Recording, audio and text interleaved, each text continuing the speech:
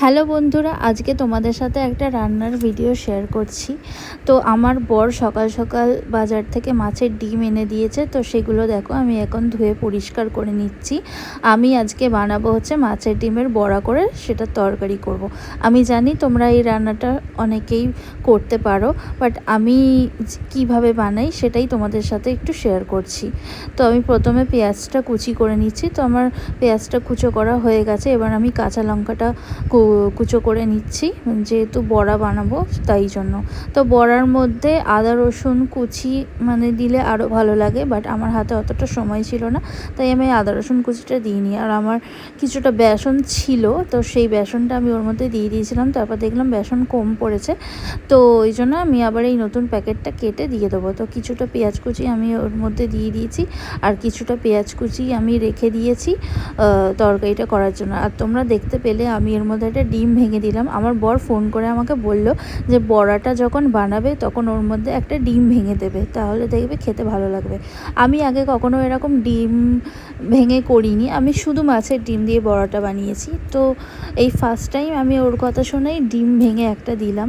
তো দেখো আমি সব কিছু মশলা ওর মধ্যে দিয়ে দিয়েছি, দিয়ে ওটা ম্যারিনেট করে নিচ্ছি ভালো করে। আর মাছের যে শিরাগুলো ছিল না, যেগুলো ডিমগুলো আর কি আটকে থাকে, ওগুলো একটু ভালো করে কেটে কেটে দিচ্ছি। কেটে কেটে না দিলে না ওগুলো খুব ফাটে।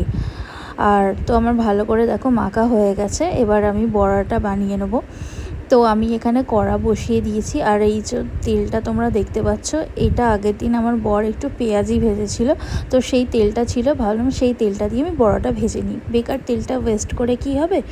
তো আমি দেখো এখানে ডিমের ব্যাটারটা দিয়ে দিচ্ছি, দিয়ে বড়াটা আমি ভালো করে ভেজে নেব এবার। তো আমার এখানে এক পিঠ ভালো করে ভাজা হয়ে গেছে লাল লাল করে, তো আমি আর এক পিঠ ভালো করে ভেজে নিচ্ছি। তো আমার ভাজা হয়ে গেছে পুরোপুরিভাবে। তো এবার আমি এটাকে তুলে নিচ্ছি। তো প্রথমটা আমার ভাজা হয়ে গেছে, এবার এরকমভাবে আমি সব কটা বড়া ভেজে নেব ভালো করে।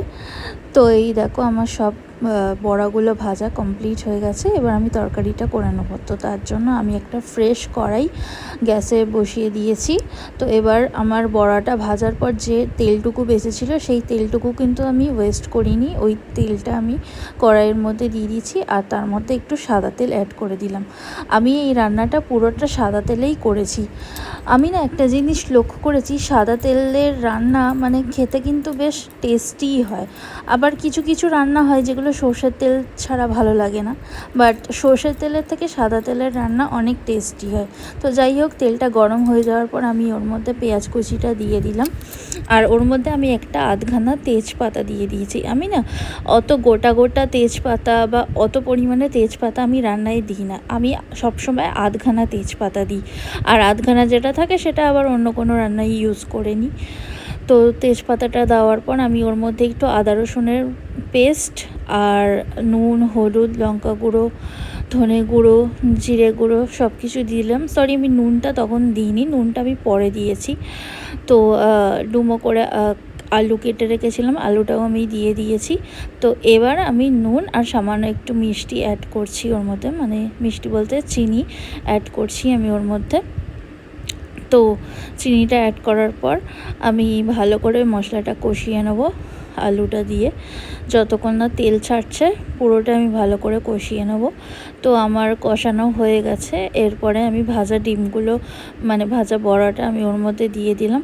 আর আমার বর বলেছিল যে আমার জন্য তুমি ভাজা তুলে রাখবে, তো কিছুটা ভাজা আমি ওর জন্য তুলে রেখে দিয়েছি, আর বাকিটা আমি কষাচ্ছি।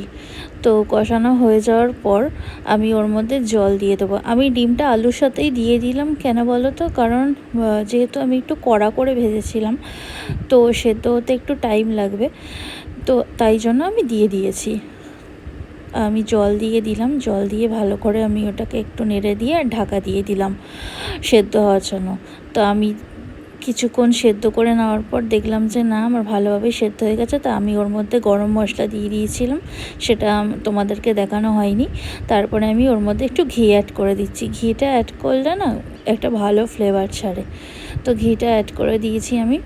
আর এর মধ্যে একটা জিনিস আমার দেওয়া হয়নি, সেটা হচ্ছে টমেটো, কারণ টমেটো আমার কাছে ছিল না, তার জন্য আমি টমেটোটা দিইনি, টমেটো ছাড়াই তরকারিটা আমি করেছি। তো দেখাবে পরের একটা ভিডিওতে। চলো টাটা।